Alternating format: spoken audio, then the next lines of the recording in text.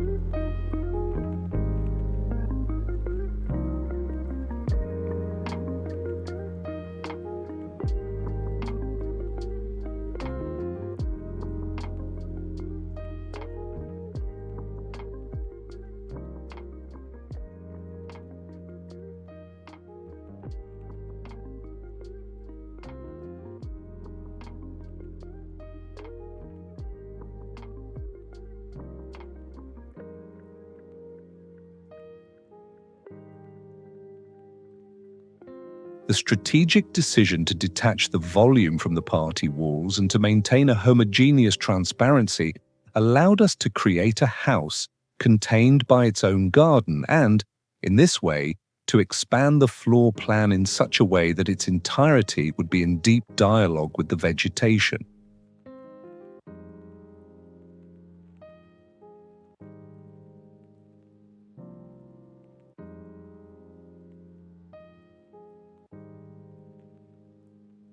Towards the second floor, the experience changes. The spaces become more intimate, with selective views sifted by the wood. The dialogue with the outside begins to be sustained by the canopy of the old trees that contain the terrain, and that condition, playing with their foliage, the luminosity and transparency of the rooms.